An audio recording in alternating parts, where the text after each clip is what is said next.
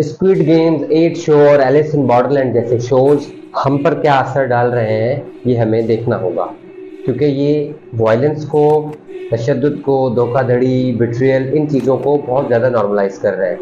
क्योंकि हम एडल्ट्स हैं और ये सारी चीज़ें उनके डिस्क्लेमर में आती हैं कि ये 18+ के लिए शो है। हम शायद इस चीज़ को एज अ महज एंटरटेनमेंट पर्पजेज़ के लिए लें, लेकिन क्या हमारे बच्चे ये करेंगे?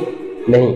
क्योंकि यूट्यूब रील्स, शॉर्ट्स, इंस्टाग्राम पे ये चीज़ें बहुत ही बआसानी से दस्तयाब हैं। नेटफ्लिक्स पर तो पेरेंटल कंट्रोल मौजूद है, लेकिन अगर बच्चे, जो आजकल फ़ोन बहुत बआसानी से बच्चों को हाथ में दे दिया जाता है, उनके हाथ में आता है, तो यही squid games, the 8 show, Alice in Borderland जैसे शोज़ की कुछ क्लिप्स जिसमें बहुत भरपूर वायलेंस होता है, तो बच्चों को बहुत ज़्यादा नॉर्मलाइज और उनमें से हसासियत ख़त्म कर देता है। अमेरिकन साइकोलॉजिकल एसोसिएशन के मुताबिक बच्चों में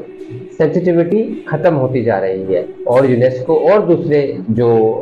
अथॉरिटीज़ हैं, उनकी पब्लिश रिपोर्ट के भी मुताबिक जो वायलेंस है नेटफ्लिक्स की इन सीजन और टीवी सीरीज में, वो उन बच्चों पे काफ़ी गहरा असर डाल रहा है, खासकर नौजवान लड़कों पर। तो हमें ध्यान रखना होगा कि ये सब चीज़ें हमारे बच्चों तक ना पहुँचे, और बहुत ही स्ट्रिक्टली पेरेंटल कंट्रोल को मॉनिटर करना होगा कि किस तरीके से ये कंटेंट जो बच्चे कंज्यूम कर रहे हैं, वो ये कंटेंट कंज्यूम ना करें।